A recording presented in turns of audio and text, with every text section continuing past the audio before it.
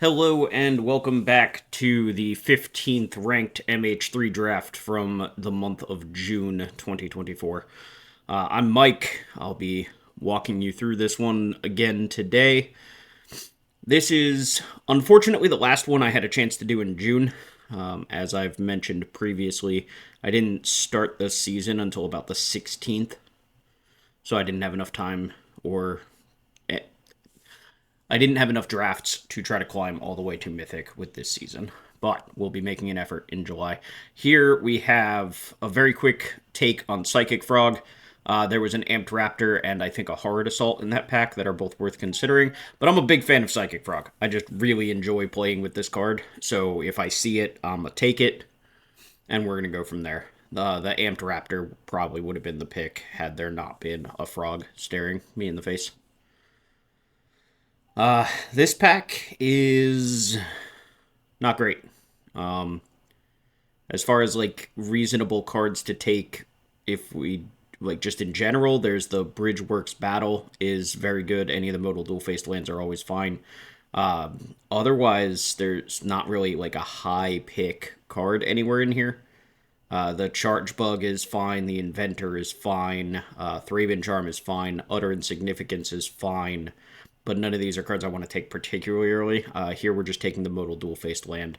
It is a black card, so we can in fact play it. And again, leading on the Psychic Frog, we would really like to be able to cut off either black, blue, or preferably both.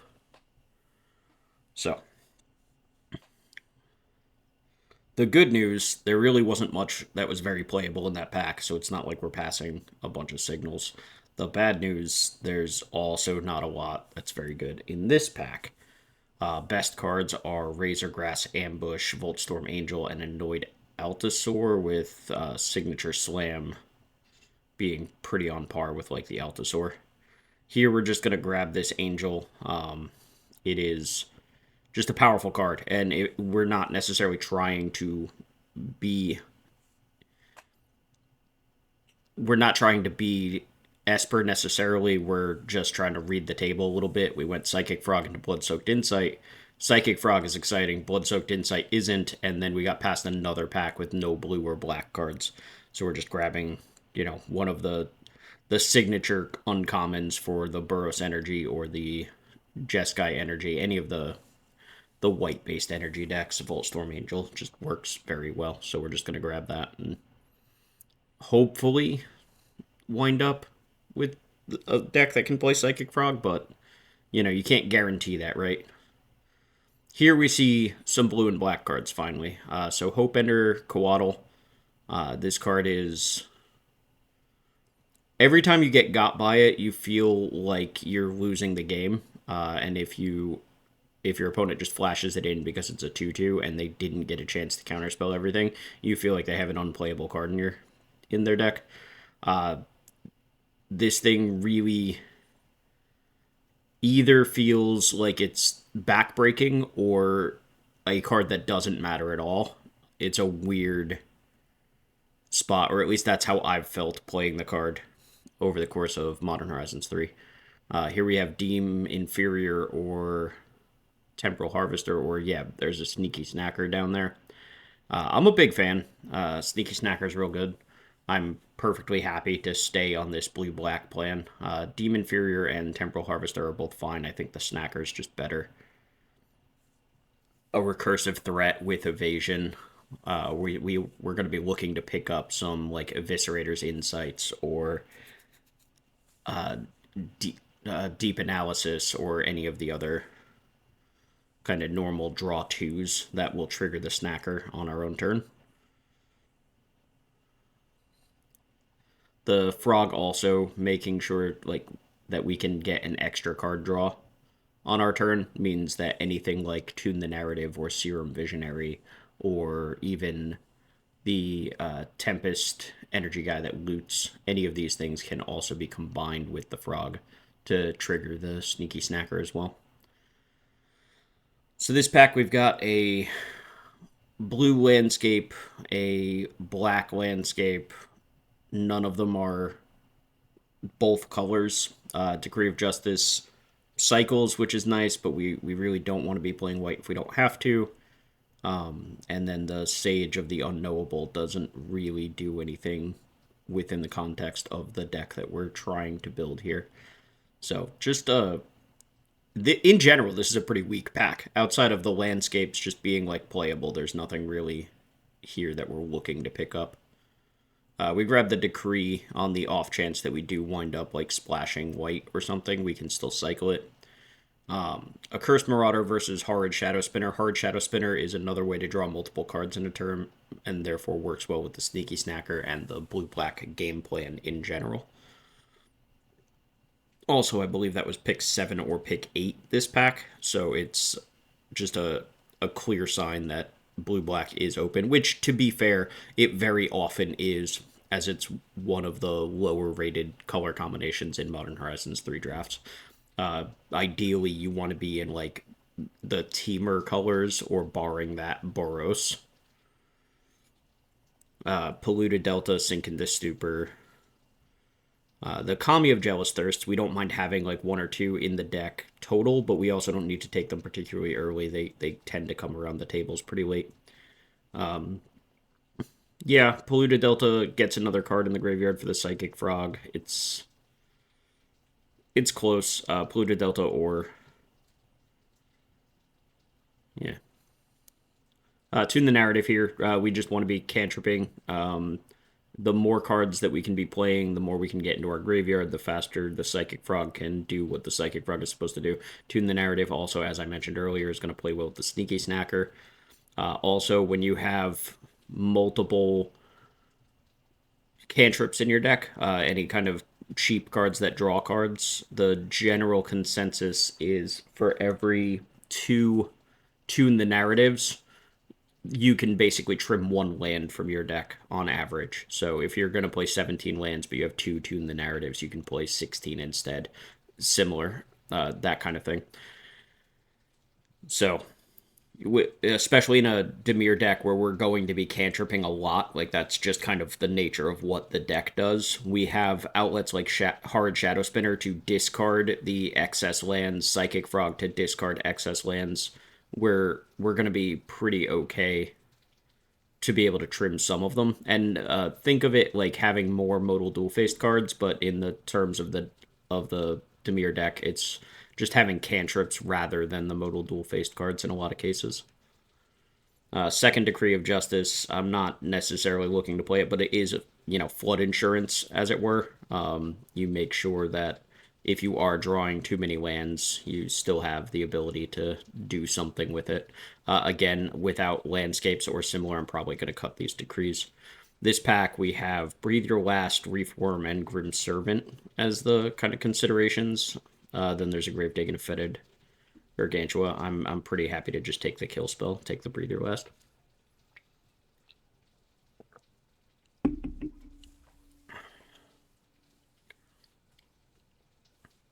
In a perfect world, we do get to cut these. We'll see what happens. Here we have Bespoke Battle Wagon, which is fine. We have the Glasswing Grace, which I'm pretty keen on. I like this card a lot. On top of liking it a lot, it potentially allows us to splash these decrees if we want to. But realistically, I'm looking to like slap this thing on a Psychic Frog or something and just be able to end the game that way. And again, we've had this set out for a while now. I'm sure everybody watching is at least relatively familiar with it. The modal dual-faced lands really do a good job of allowing you to have more spells in your deck for the later portion of the game. Again, just very good at making sure that you don't flood out nearly as often because some of your lands wind up being spells. Kappa Cannoneer, Tune the Narrative. Flesh Raker would be good in a deck that isn't what we're doing, and obviously Static Prison is one of the best white cards. One of the best white uncommons, at least, in the set. So, but I don't think we're trying to splash the Static Prison. We're not really leaning on energy too much, so even if we did, it would be a temporary removal spell, which is not what we're looking for. Yeah, grab the Kappa Cannoneer here, and then move on. Here's a Serum Visionary or an Eviscerator's Insight or Lethal Takedown. I think I want the Visionary here. Just a body, it cantrips, and then maybe we wheel the Eviscerator's Insight or similar to make our Sneaky Snacker better. We are starting to glut on 3s a little bit. So picking up some 2s is certainly something I'm aware of, like something that I'm going to consider here. Yeah, and you see me taking an Accursed Marauder over a Bogart Trawler, largely due to the curve, right? Taking a modal dual-faced land, as we've talked about a bunch, is always good, but in this case, I really need to shore up the fact that I'm short on 2s and need to make sure that I have plays in the early portion of the game. Especially, Dimir tends to be like a tempo deck. You want to put a threat into play and kind of ride that threat throughout the game. Something along the lines of the Psychic Frog or similar. So, Arna Kennerud, I've played this card before. It's quite good. I it's close because I'm already in Dimir, so like there's a chance that we can splash the white for it. But I don't have much that's getting counters or similar. Yeah, I'm glad I take this Serum Visionary instead of getting lured in by the Mythic Rare. I think I just want the cantrip more than I want the big dumb Mythic. So Fell the Profane, very good removal spell, can also be a land, versus the Pigeon, which, as I'm sure all of you know, is one of my favorite cards. I really like that card in this format, but Fell the Profane is just the take here pretty cleanly. This pack is all black cards, which, tells me that this table, like many tables, just nobody's going to be fighting me for these, so I'm going to kind of have my pick of the litter of them. For reasons that we talked about a moment ago, I kind of just want to grab the cheaper cards. The Transmogrant is something that's good to discard to like Psychic Frog or similar, because it is a threat that we can bring back later. Utter Insignificance, we get to pick up, a piece of like okay removal, Gravedigg, Rebuys, something. Neither one is particularly exciting, but yeah, either or. Nothing here, take the rare, go towards the collection or whatever. Lethal Takedown is fine. Not a fantastic kill spell, but when we have something like a retrofitted Transmogrant or similar, being able to sacrifice that or sacrifice a Sneaky Snacker, something along those lines. So, things that we can get back later. Aether Spike is fine. Again, we wanted more 2 mana, and especially like 2 mana interaction is excellent, so certainly not upset to see that. Here we have a second Hopebender Coatl or a third Serum Visionary, and then there's Abstruse Appropriation, but that's going to be a little difficult to cast things off of. There's also a second Blood-Soaked Insight if we wanted. I think we want the Hopebender Coatl here. There's a weird dichotomy with trying to hold up mana in the tempo deck that I'm not a big fan of, and that's part of why Hopebender Coatl is so flimsy in the format. If your opponents realize that you're holding up 3 mana, then it's pretty easy to play around a Force Spike type effect. But, if you draw it later in the game and manage to catch something with it, it's still very good. And if you do prevent your opponent from curving out, it has a strong role that it can play. Here's a Tune the Narrative, I suppose. I don't really need a second Kami. I'd rather have more tunes. Galvanic Discharge would be the best card in the pack, but obviously that's not where we're at. Oh man, I didn't notice that token was head was upside down. That's freaky. Ugh. So we're probably, what are we at? 27. We have 2 lands and 4 modal dual-faced cards, so we still want to trim like 1 or 2 cards. Probably trimming that Strix's Serenade. We could trim the Gravedigg. Everything else seems pretty okay. Yeah, Strix's Serenade. I think Gravedigg is the next card to go. We could also cut these Decree of Justices. Actually, we should cut these Decree of Justices, but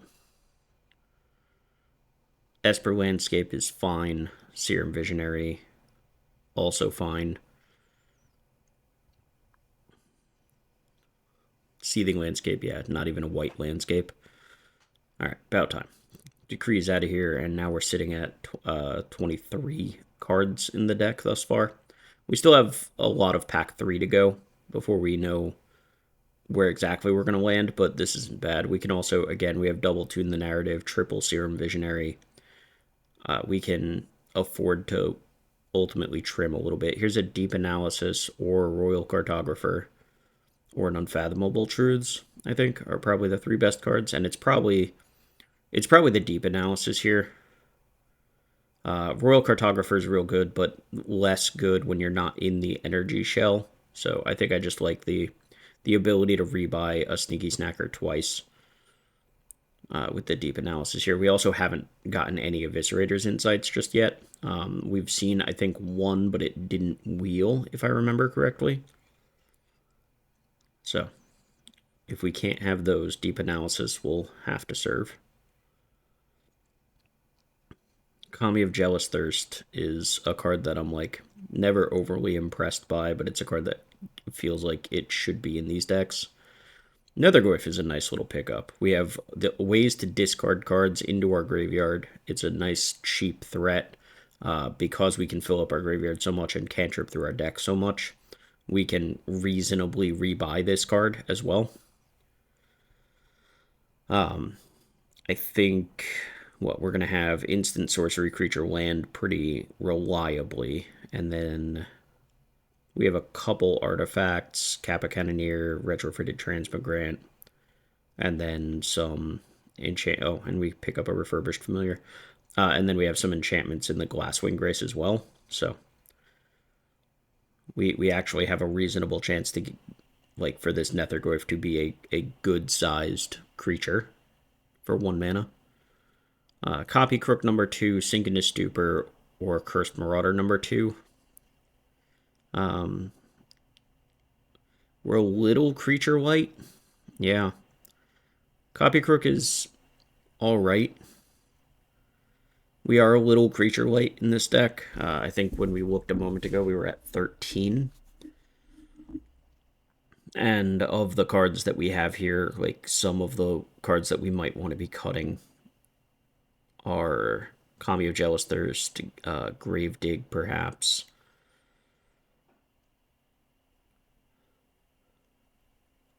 We can cut the Retrofitted Transmigrant, but again, like, as a card that we can discard a lot, we now have the Refurbished Familiar, so having a couple artifacts is not bad. Also the Kappa Cannoneer. Here's the third Tune the Narrative, or Utter Insignificance. As far as removal, we have a Cursed Marauder, Lethal Throwdown, Breathe Your Last, Fell the Profane, and then counter spells like Aether Spike, Hopebender, Coatl. So I think I'm pretty okay taking the Tune the Narrative there.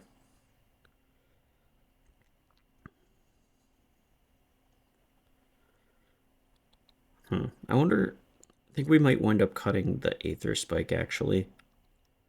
Like, we don't have much that we're trying to hold up, and we don't have, I guess, but we don't really have anything to do with energy either. There's the Esper Landscape coming back around.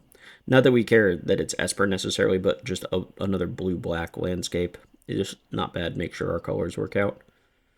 That gives us 3 duels, I think. Right? Polluted Delta and the 2 landscapes should both be blue-black.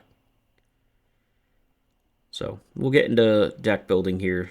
Draftsmith, yeah, very, very obviously Dimir, and almost exactly what I said. It wants to cut the Gravedigg and the Retrofitted Transmigrant. I think I want to hang on to the Transmigrant, just because of the couple small artifact synergies that we have. 6, 11, 12, 13, 14 lands with 1, 2, 3, 4 modal dual-faced cards, but also 3 Tune the Narratives plus Serum Visionaries.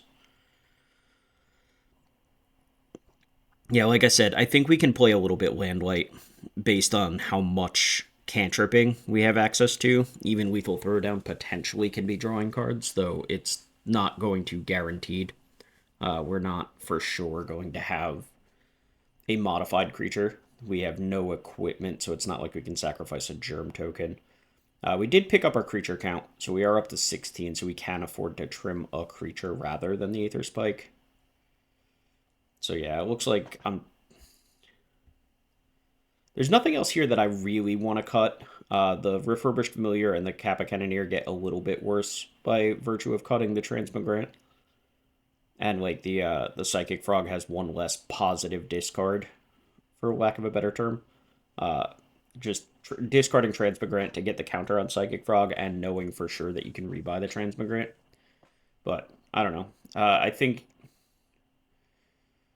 we could have trimmed like one of the copy crooks, I guess, but we kind of want to be able to copy our opponent's large creatures.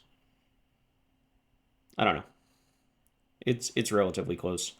But yeah, we get to play a little bit land light. This opening hand, we have a turn 2 Psychic Frog.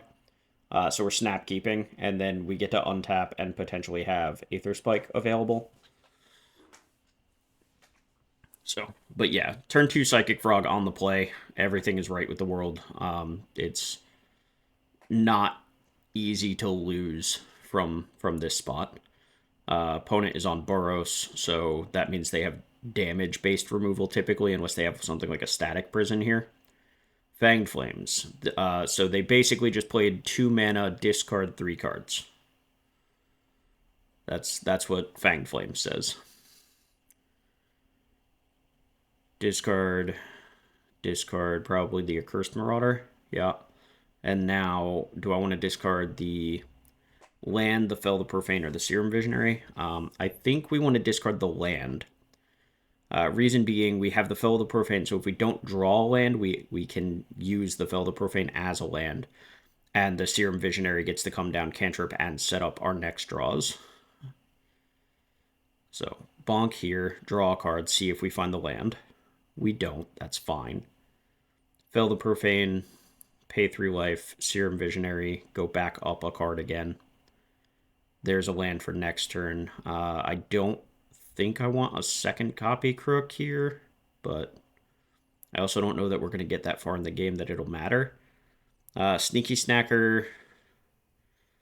I don't think Sneaky Snacker really does anything. I guess we could discard it to the frog, or our opponent can concede because they tried to kill the frog and failed, and now it's going to win the game by itself. So yeah, Psychic Frog, turn 2, on the play. That's why we pack 1, pick 1 that card. That's what it's capable of, that's what it can do. Like I said, I'm a huge fan of Psychic Frog. That Scry was a little loose, though. I don't think I actually needed or wanted either of those cards, but I could maybe... I think maybe keeping the Sneaky Snacker so that I can discard it to the frog and then play the Deep Analysis to bring it back would have been worthwhile, but I don't think I needed the second copy crook. We have turn 2 frog again. This time we're on the draw, so it's, slightly worse, but not much. Okay, we have a good 1, 2, 3 curve here. Are we not playing our Netherglyph? Okay. Why aren't we playing Netherglyph? I guess... No, there's no good reason. We should just play Netherglyph here. I mean, it's an 0-1. If opponent wants to kill it, they kill it. It's fine. Holding on to it, I don't see what this accomplishes. Unless we're thinking about discarding it to the Psychic Frog, but that feels a little weird. Not sure. What I am sure is that we're going to play Psychic Frog on turn 2. And then see what happens as far as opponent here.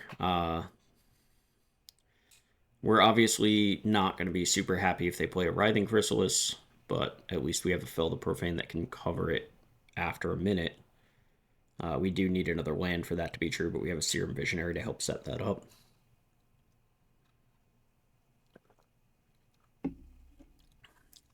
Team or colors? Not terribly unexpected.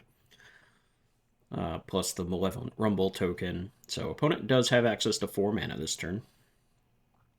We'll see what they do with it.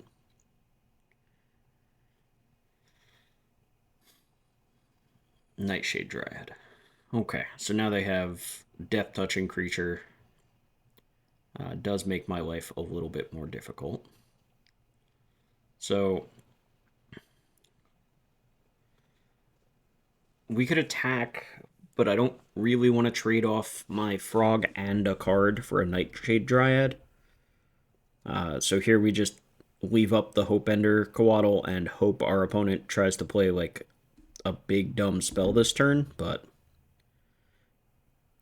I think Malevolent Rumble, yeah. I think here is we're gonna see why Hope-Ender Coatl can just be a not great card. Opponent has a whole lot of big dumb creatures in their deck, right? They're showing me a 7. They just put 2 more Warp Tuskers into the graveyard. So we know that they have a lot of big dumb creatures, but like look at their mana generation here so far. This is their turn 4 and they have 7 mana sources showing in play. So like we're going to sit here with this Hope-Ender Coatl, 2 of them actually because we drew both of them. And I don't think they're going to get to do much of anything. I think what I should be doing is just casting 1 end step here. It's especially because it's significantly less likely that opponent plays around a second one. We're playing Tune the Narrative. Yeah, I think we should have played a Hope-Ender Coatl here. That's just where my brain's at the moment. They have 7 mana sources. They're showing a 7-drop. There's a non-zero chance they don't have a land and they just go to jam, and then we get to Coatl it, which would be great, but given, my opponent passed up, or given what my opponent has done is so far as the Malevolent Rumbles and everything, that they just have so much mana, it's hard to believe that they're just going to not have more here. I think this sequence is bad for me. Fellmire, yeah, cycle the Warp Tusker is fine. Make another guy. Now they have 8. So now the Coatl is unlikely. Even if they cast a 7, they can pay the extra 1. Now they can pay 2 extra, so yeah, just not looking good. I get playing the Fellmire here because we want the second black source so that we have access to Breathe Your Last. But playing it tapped and then doing nothing, like, I don't know. Maybe it's because they're in my hand, but it almost feels like I'm screaming I have Hope-Ender Coatl in my hand at my opponent because I've left up 3 mana for 2 turns. That's terrifying for me. Propagator Drone, turn all these spawns into 1/2s. Like, this frog is just kind of hanging out, and none of this is good. Any creature my opponent casts turns them all into 2/3s, and then I have no good blocks either. Alright. Well, they're not attacking. We are just going to flash out the Coatl end of turn. Opponent can activate Propagator Drone, sure. They can make another 0/1. I don't think that matters very much, but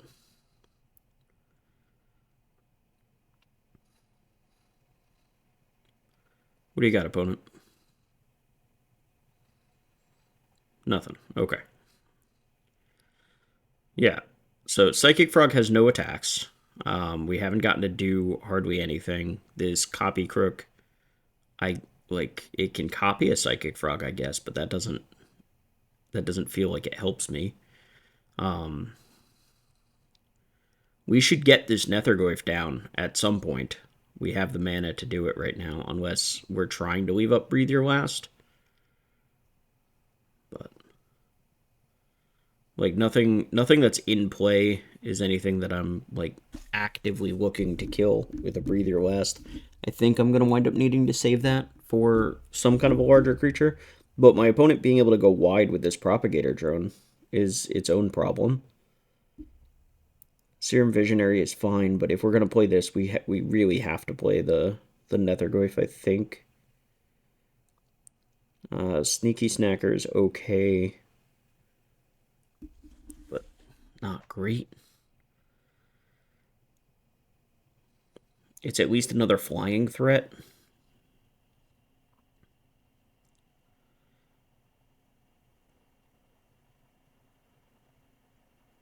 Yeah.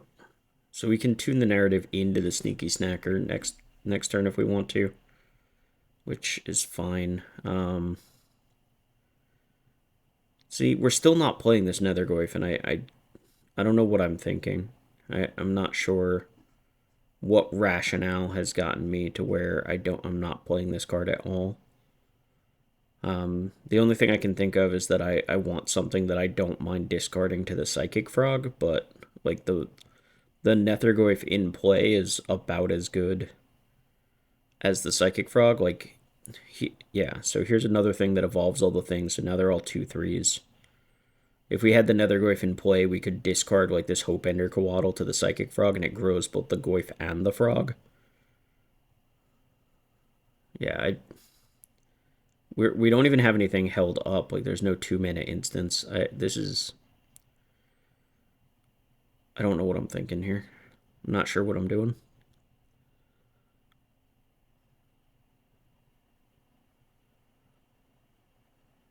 We have to grow it, so...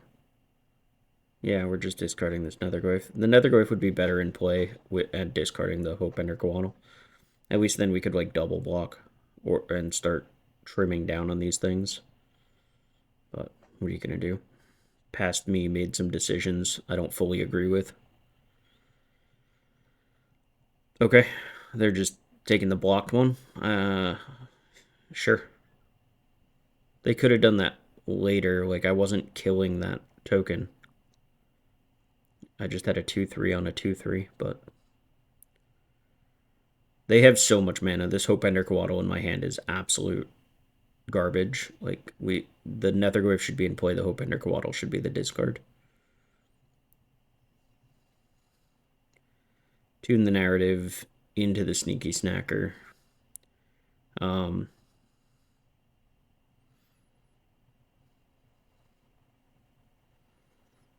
Yep. Yeah, we kind of have to cast this Accursed Marauder here. One of those 3 creatures has to go, either the Death Toucher or the Propagator Drone or the card draw, the Snapping Voidcraw. Like, I'm less worried about it being a Soul Ring even, but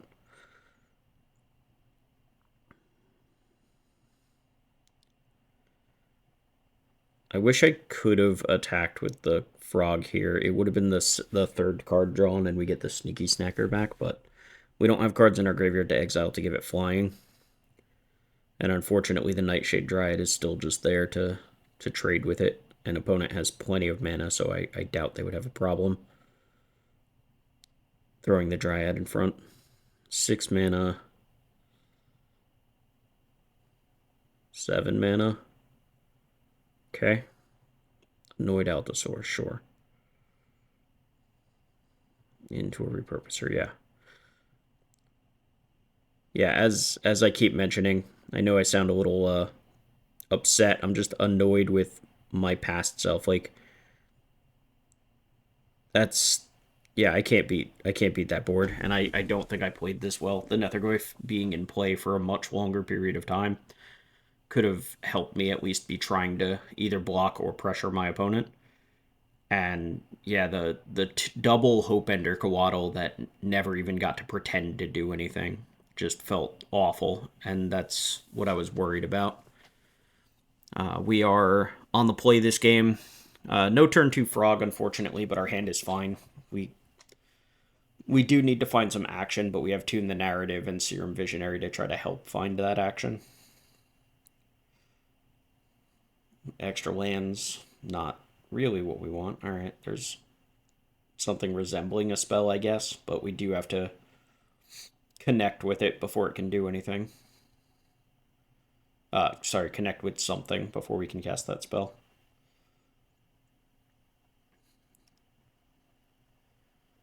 Landscape from our opponent.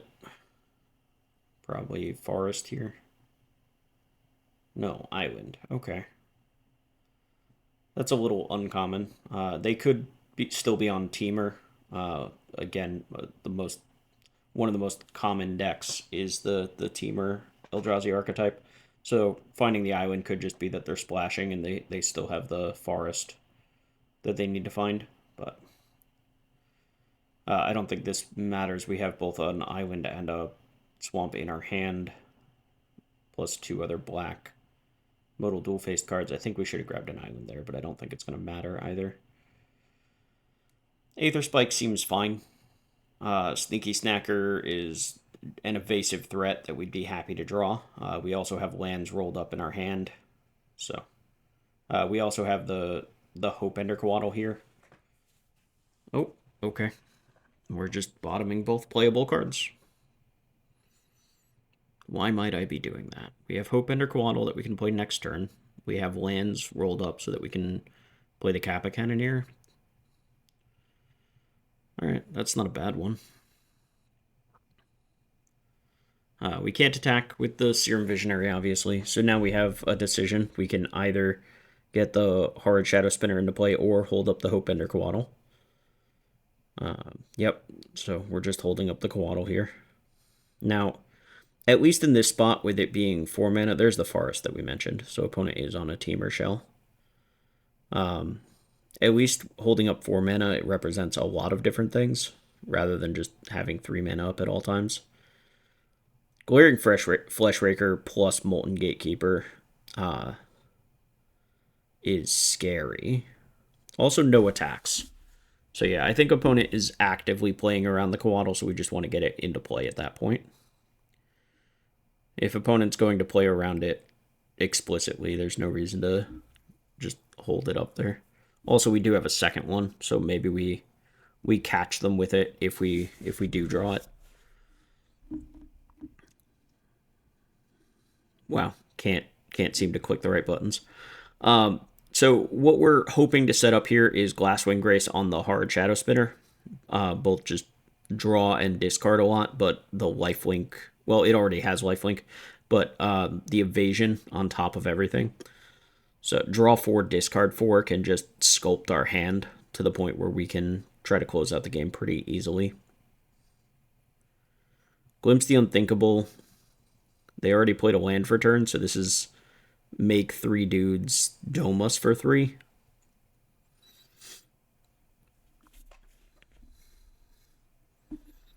Yikes. Yeah, Gatekeeper Fleshraker is oh, sorry, yeah, dome us for 6 because colorless creatures came into play. Jesus. Alright, here's a turtle. We have a Blastoise. Maybe we can Glasswing Grace on this thing. Opponent has a Hope Ender Coatl. And there's the duality of man, as it were. Our Hope Ender Coatl was awful. Theirs gets to counterspell our big dumb idiot, and I don't even want to play this game anymore. Jeez. That was a beating. That was so tough. And, you know, we're at the tail end of the season. We have a, I want to say 59% win rate across the format so far, maybe 60. So, like, our ELO is relatively high, so it's pairing us into a bunch of Mythic players, which is fine. Like, I belong in the stratosphere with other Mythic ranked players. But yeah, it's always tough to get that last push up the ladder and be paired against, you know, all the people who have already gotten that far. But that's okay. Like I said, July is the month we'll make a concerted effort to make sure we get there. This month, we learned the format a lot. We made some mistakes. We did some things right. We know what the better decks are. We know what the better cards are. We know kind of what cards tend to wheel. So June was for learning. July will be for pushing. So we don't have another land, which is a little awkward. We do have the Glasswing Grace, which is good. Very likely we're going to wind up putting the Glasswing Grace down as a land so that we can make sure we can hit all of our make sure we can cast all our spells here. Unfortunately, it throws us off our curve a little bit. Hard Shadow Spinner. Looks like we're in something of a mirror match. Yeah, so we're playing the Psychic Frog here while our opponent doesn't have any blue mana up. It might have been better to leave up the Hopeender Coatl there. Not that I can hit that, so it doesn't really matter. Nethergoyf gets bigger, which is nice. It means our opponent's attacks are a little bit worse. Okay, land number 5 is not a bad thing. We can play a spell and leave up Aether Spike here, and then depending on what we draw, we can double 3-drop potentially, or at least have Hopeender Coatl up. Mine and opponent's boards looking awful similar here. Psychic Frog getting hit with the Breathe Your Last, and does make me wish I had the Gravedigg in the deck, but I don't think it's worth playing Gravedigg just to get back like one good card. I don't know. The card is fine, but unless we're actively trying to sacrifice a lot of creatures, the only way we're discarding anything is with the frog. I think it's fine to trim it.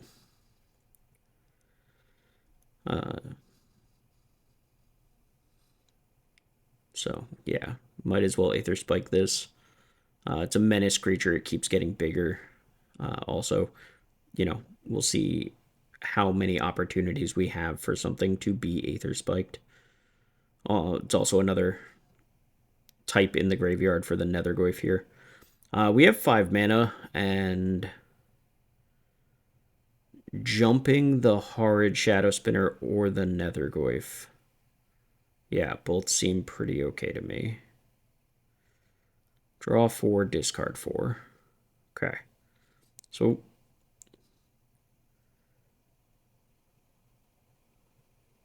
Hopeender. I kind of like discarding Hopeender here. What else do we want to discard? Probably the Kami. Maybe the land. I think I'd rather... Well, the Kami will be able to trigger every turn because of the Shadow Spinner, right? So it might just be the land there. It could also be the Accursed Marauder, like opponent has fodder to sacrifice, as it were. But this hand looks pretty okay, though. We're okay discarding the lands there because we're at 5. The only thing in the deck that really matters, that cares about more than 5, is like the Kappa Cannoneer. So enchantment in the graveyard now, so Nethergoyf is larger. Double Marionette Apprentice is kind of terrifying. So, yeah. Let's do Refurbished Familiar. They discard their last card, which was Depth Defiler. So we're happy to see that gone. Do we want to play this land is the question. We can play the land and we can Accursed Marauder. I don't think that's great. They sacrifice probably the Serum Visionary. It's just the least important thing they have, and then they dome us for 2 with the Marionette Apprentice. Yeah. Eviscerator's Insight, sacrifice the token, draw 2. We have...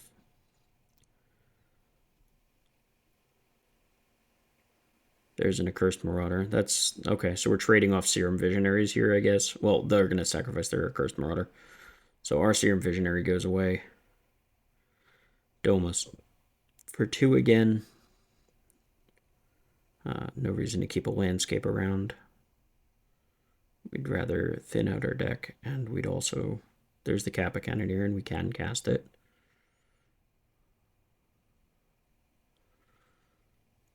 Okay. So the good news is we have 2 large boys holding down the ground game.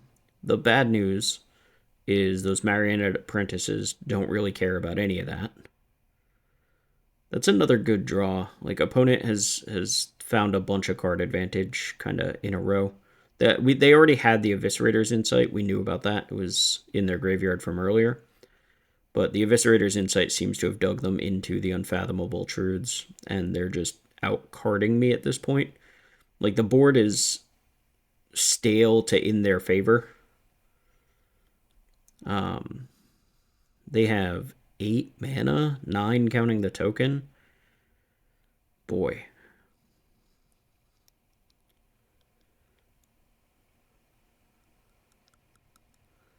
So we can attack for 2. We can lethal throw down like an apprentice, but that feels terrible. We can... I guess we can throw the Nethergoyf at something with the lethal throwdown. And bring it back. Creature, instant, land, enchantment. So we would even get to keep it. Creature, instant, land, enchantment. Lethal throwdown as a sorcery. So we would get to keep it as a 4/5.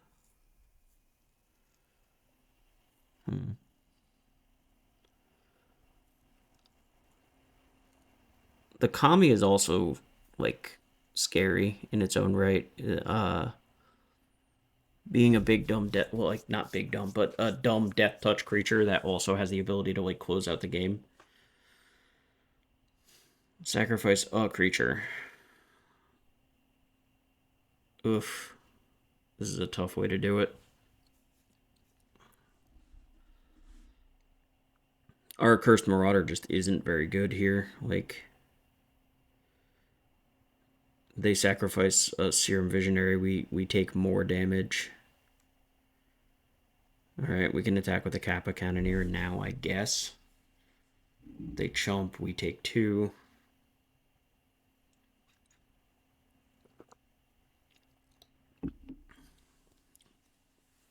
Alright.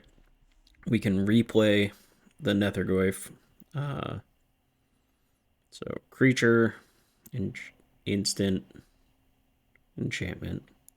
Oh, I guess it's sorcery. Yeah, sure. So it's a 3/4, not a 4/5, which is still fine. I don't need, do we want to whittle down our opponent's board but take 2 more damage? I'm not even sure. Yeah. Like almost feel like we need to draw like just another kill spell to clear one of those apprentices before we Accursed Marauder. That Riddle Keeper is awful for me, right? This lets them attack for 2, 4, 5, 6 while also double looting. Jeez.